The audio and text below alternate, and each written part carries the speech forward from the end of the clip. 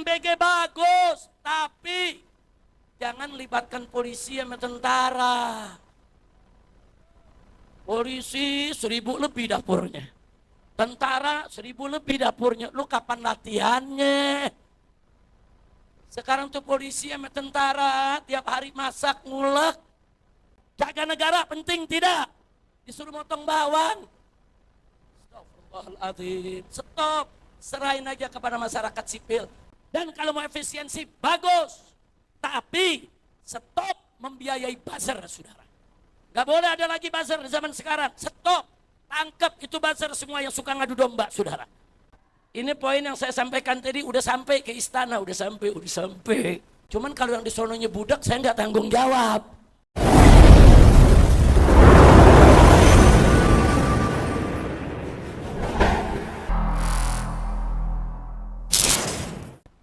Ada yang bertanya, bagaimana sikap saya dan para habaib serta para ulama di FPI, Front Persaudaraan Islam, tentang sejumlah program pemerintah. Perhatikan, 1. Program MBG. Program MBG. Makanan bergizi dan gratis. Baik. Apa sikap kita? Singkat saja, saudara. Program ini bagus, tapi ada itu. Bagus, tapi mau tahu gak tapinya? Mau tahu? 1, stop KKN-nya. Betul. Karena banyak dana MBG dikorupsi, saudara. Banyak dana MBG diberikan untuk KKN. Nepotisme koalisi yang kenal dengan partai, yang kenal dengan pejabat, pada punya dapur. Betul. Bagus MBG, tapi stop KKN-nya. Setuju? 2. Yang kedua, MBG bagus. Teruskan. Tapi sejahterakan dong para guru. Sekarang kurir MBG bisa digaji jutaan, saudara, kurir. Sementara guru-guru honorer di daerah per bulan gaji cuma 300.000. Saya tanya, adil tidak? Adil tidak? Bukan MBG-nya yang jelek, bukan, MBG-nya bagus, terusin. Tapi gaji guru naikin dong. Setuju? Bagus, tapi itu apa namanya tuh? Bagus, tapi kira-kira jelas gak? Lanjut, yang ketiga, saudara, ada lagi, perbaiki semua sekolah. Sekarang ini banyak MBG diantar dengan mobil yang bagus, saudara, dengan pakaian kurirnya yang bagus, dengan nampan-nampan yang bagus, sekolahnya mau rubuh. Ada gak? Ada gak? Nah sekarang kalau MBG dilanjutkan, tapi sekolah rubuh dibiarkan, adil tidak? Jadi bukan kita tolak MBG, MBG terusin. Gaji guru tingkatkan, sekolah perbaiki, setuju tidak? Yang keempat, dapurnya mesti bersih. Setuju? Jangan dapur asal-asalan. Kalau ada dapur yang tidak bersih, tutup. Jangan dilanjutkan, jangan hanya dijadikan bisnis saja, setuju tidak? Kemudian yang berikutnya, yang kelima, saudara, bantu dong dapur sekolah. Mestinya yang sekolah punya dapur, nggak usah bikin dapur lagi. Cukup dapur sekolahan yang diutamakan. Setuju tidak? Nah sekarang kantin-kantin pada nggak laku. Ada MBG, saudara. Kenapa nggak kantinnya diajak? Buka itu dapur MBG, biar kantinnya yang dapat keuntungan. Setuju tidak? Begitu juga makanannya. Makanan yang diberikan mesti udah matang, tinggal makan, bukan telur mentah. Kacau tidak? Dulu telur ceplok aja saya protes sampai viral. Saudara, apalagi sekarang telur mentah. Mending mentah, busuk. Ada makanan yang berbelatung, kacau tidak? Kacau tidak? MBG kita dukung, tapi jangan ada belatung. MBG kita dukung, tapi kasih yang sehat, yang tinggal makan, nggak merepotkan si murid. Betul? Nah, sehingga yang ketujuh, saudara, MBG bagus, Tapi jangan ada yang keracunan dong. Setuju gak? Udah ada yang keracunan gak boleh diberitain, yang beritain ditangkap. Iya. Orang kalau diberitain bukan ditangkap, perbaiki diri. Betul? Betul. Nah yang kedelapan, MBG bagus, tapi jangan jadi proyek bisnis. Gimana nggak jadi proyek bisnis?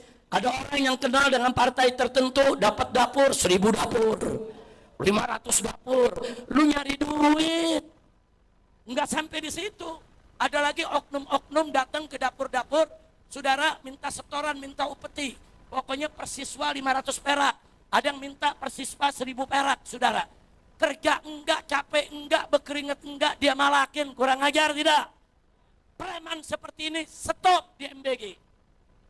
Kemudian saudara, yang ke-9, MBG bagus, tapi jangan libatkan polisi sama tentara.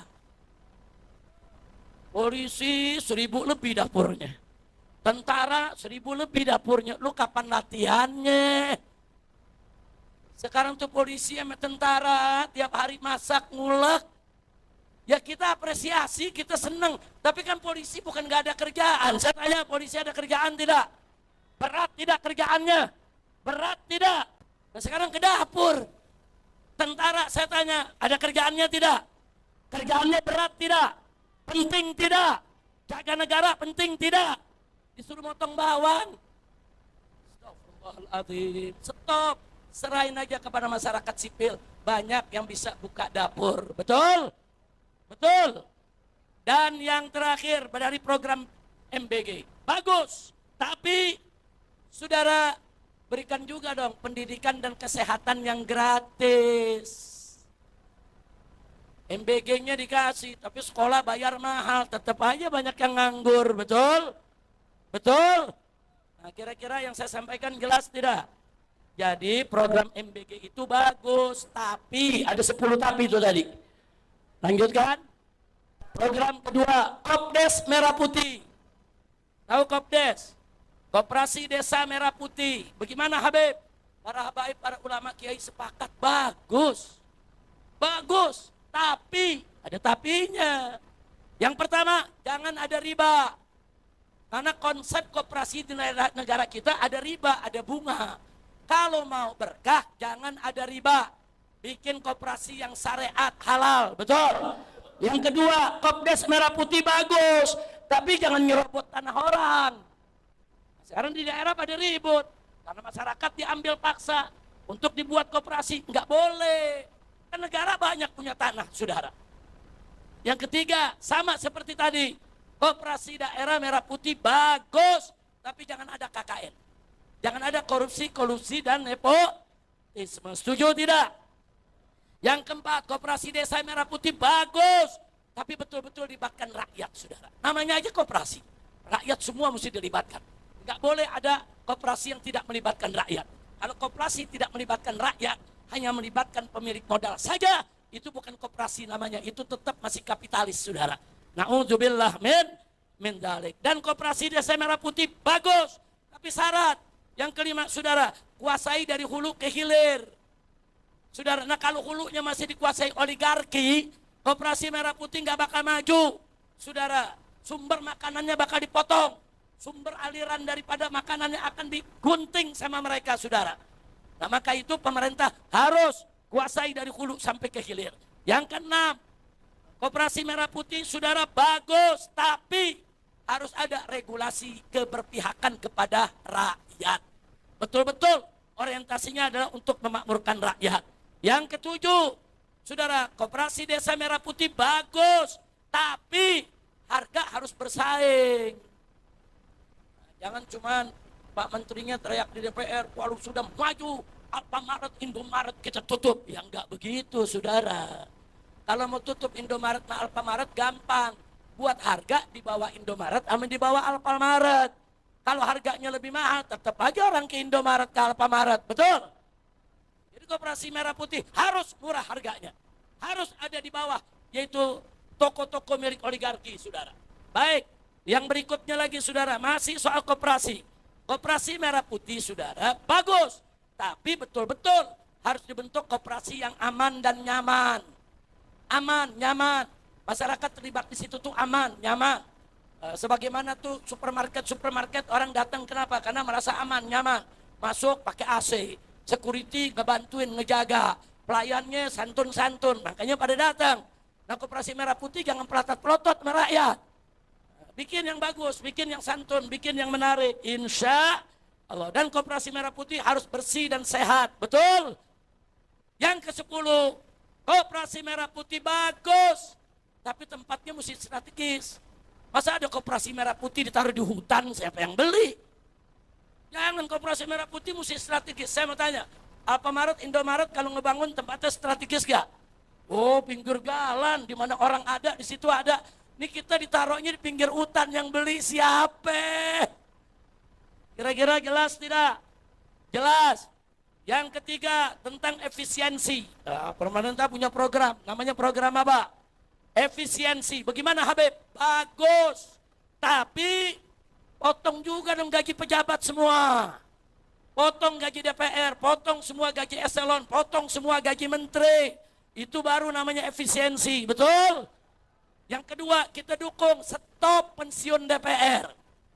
DPR ikut pemilihan, saudara, jadi anggota cuma 5 tahun, tahu-tahu dia punya pensiun seumur hidup. Sementara banyak orang-orang kerja jadi guru puluhan tahun, pensiunnya cuma dikasih sekali, selesai. Saya tanya, adil tidak? Tambah lagi efisiensi, saudara. Ketiga, efisiensi ini bagus, tapi stop rangkap jabatan. Ini sekarang nggak ada menteri, jabatannya sampai 5, mau ngapain? Buang-buang duit negara, gaji dia. Orang Indonesia masih banyak pengangguran, banyak pihak lain yang bisa mengisi kursinya, betul? Setuju tidak? Setuju tidak? Termasuk yang keempat, saudara. Efisiensi bagus, tapi rampingkan dong kabinetnya. Menteri sama wakil menteri sama jajarannya sampai 100 orang, saudara. Itu kegendutan. Itu kabinetnya gemoy, gembrot. Itu biayanya tinggi. Tinggi tidak?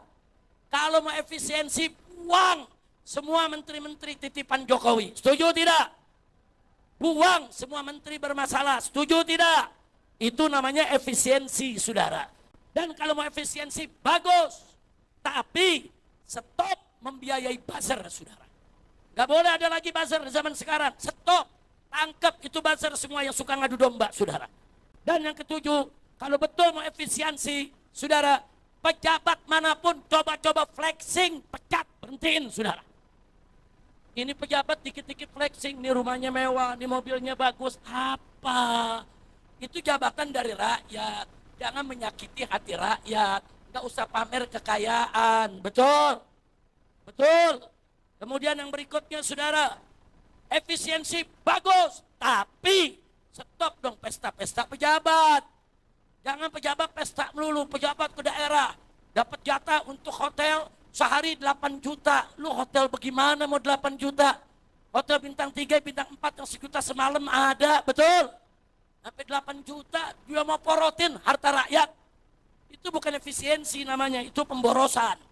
Nah, berikutnya, mau efisiensi bagus, tapi segerakan reformasi Polri dan penegakan hukum, betul?